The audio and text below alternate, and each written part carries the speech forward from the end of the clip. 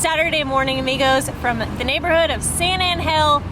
If you speak like we do, it's probably San Ángel. San Ángel. If you speak correct Spanish. This morning we just got to the park and we are about an hour late, but that's okay because so is every other Mexican here in the park. We've heard about this before, and last time we came to this neighborhood we missed it, but today it looks like a perfect day outside for artists to show their art, and I think you can buy it, but we're not even inside the park yet, and the art pieces out here are incredible. Let's go inside.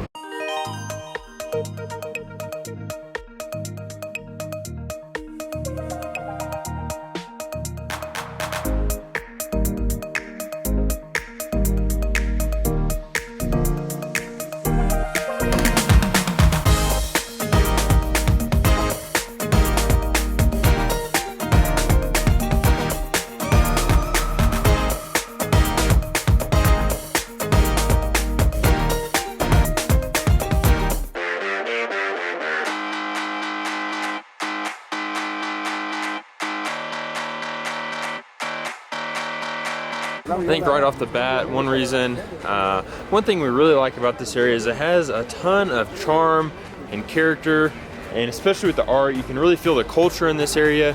Whereas, you know, I don't know whether it's good or bad, I don't know, and Condesa is so hipster, so trendy that I think some of the, it definitely has a different feel over there. It definitely has charm, has character, has a lot of the, what is that architecture style called? I can't think of that, that name. It feels very like humbled almost. What does, yes. Humbled, like I feel like we feel comfortable walking into just about any place we've seen, and in Condesa it feels like some of the places may be a little too much for us, both money-wise and fancy-wise. Yeah, so I think we just like and I think San Ángel is actually a pretty expensive area, which I'm sure what you're typing in the comments right now. But I think just the color of the buildings here, it's an extremely old neighborhood, and it was actually, for a long time, a pretty rural neighborhood, I believe, and it wasn't really affected by the population growth of Mexico City until the last 20 years, I want to believe, because it's pretty far away from the city center, but... Ah, yes! Shout out to Ricardo back there. I think you'll be in a Spanish video, but I'll stop talking. We'll just show you what this place looks like.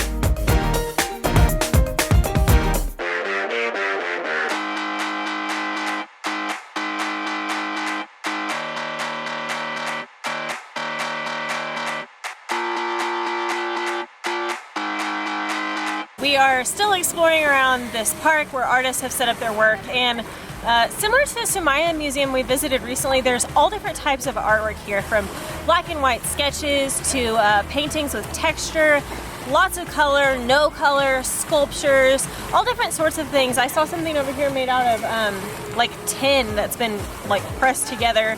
So I think the diversity of the artwork here, it's crazy to think that the people that have created these pieces are sitting right next to them. It's like you're in the presence of greatness.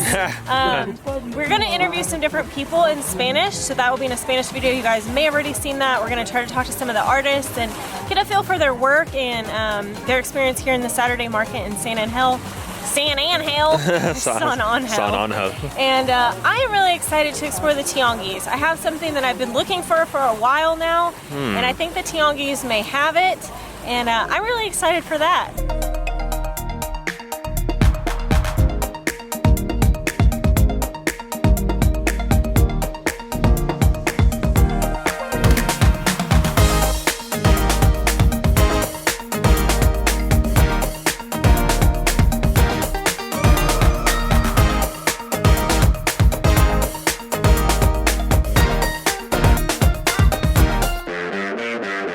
Okay, one reason I really love the tianguis here in San Ángel is that they seem to have different things than other tianguis. So every tianguis may have their own sort of reputation.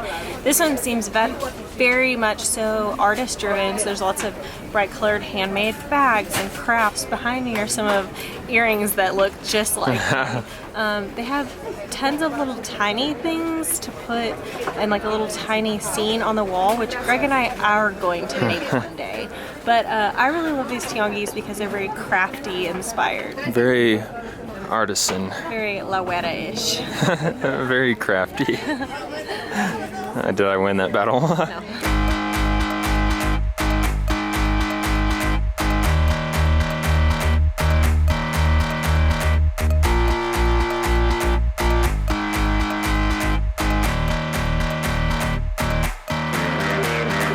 Wandered outside the Tianguis.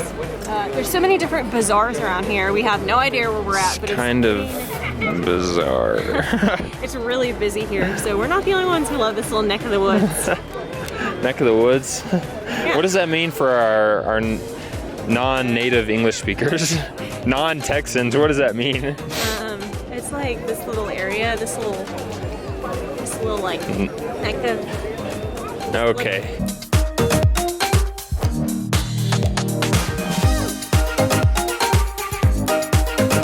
I've said this time and time again, we're loving this neighborhood, but the real test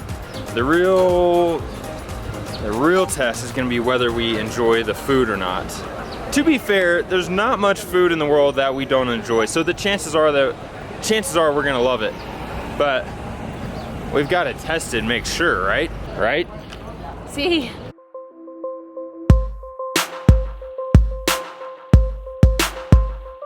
I know oftentimes you're told not to judge a book by its cover. Can you judge a restaurant by the number of patrons inside? I think so. We think so, and that's how we chose this place. It's called Chucho El Roto. I knew I was going to butcher that, but I got it the second time.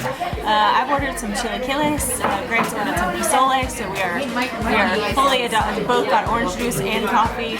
We're full on adopting the Mexican breakfast here. We'll see how the food is.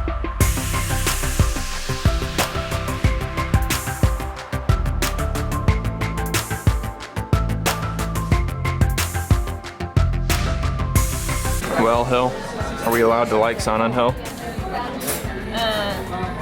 I cleaned up. You cleaned up. I cleaned up. Those are good.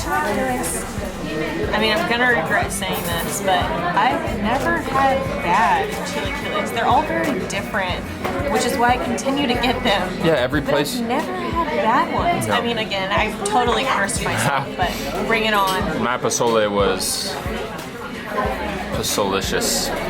My pozole is feeling good. Okay. Cut that. All right.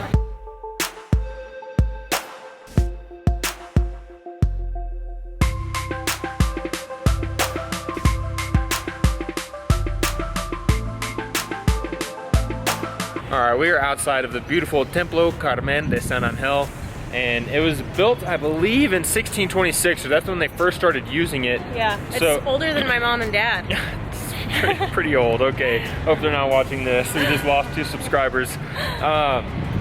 Hillary and I were talking off camera about how, we've said this before, but about how spoiled we are when we go to a place, even if we've been to once before or never been at all, we expect to find amazing churches, cool plazas, whether Great food, the food. and art. So I know, like, when we go to a new place, our reactions are always over the top, and those are 100% genuine. But at the same time, I don't want to lose any of our excitement about Mexico whatsoever. But it's just that Mexico has spoiled us rotten. there's just like, if I go to a new place and there's not a really pretty old church, that's kind of disappointing. So I don't know. I think we've just found it interesting by how if we had come to San Angel, the first place ever in Mexico, I can only imagine what we would have been thinking. But now, you know, it's an extremely nice place. I think we could definitely see ourselves living here in this neighborhood. And honestly, I feel like we could live in a different neighborhood in Mexico City one neighborhood for a whole year and be here for 50 years and never run out of things to do or see or eat. Yes. I guess just to wrap it up, like, every neighborhood in Mexico City is like its own city. It is. It doesn't even feel like we're in Mexico City. Yeah, I don't know where we're at. But a storm's a brewing behind us, so we're gonna go try to chase down some artists in the park. We're just kidding. It's not gonna rain. We're gonna keep walking around this neighborhood, see what it looks like. It's pretty amazing.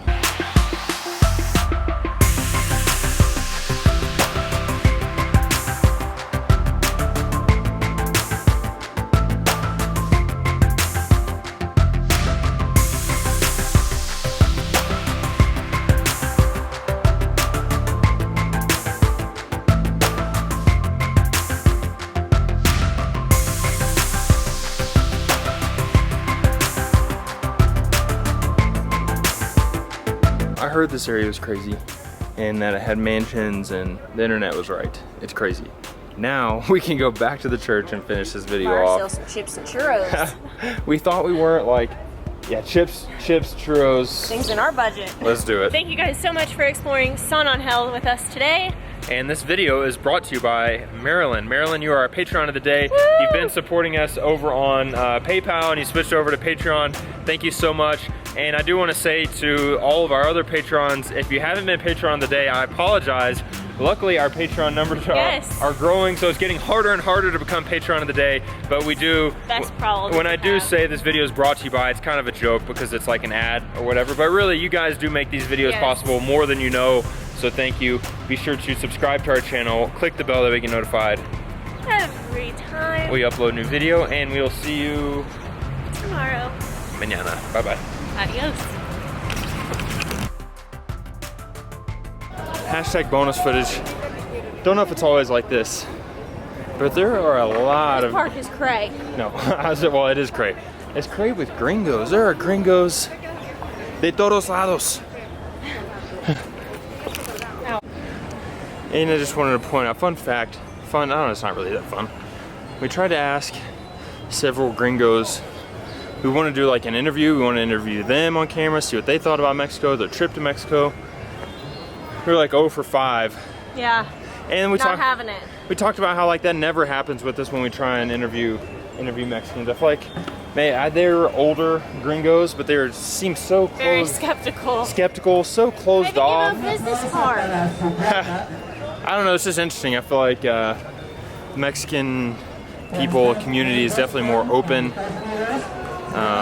inviting, friendly, typically. Of course, our United Statesian followers, amigos, friends, you're not like that, or else if you were, you probably wouldn't watch our channel. I hope, right? Hashtag bonus footage.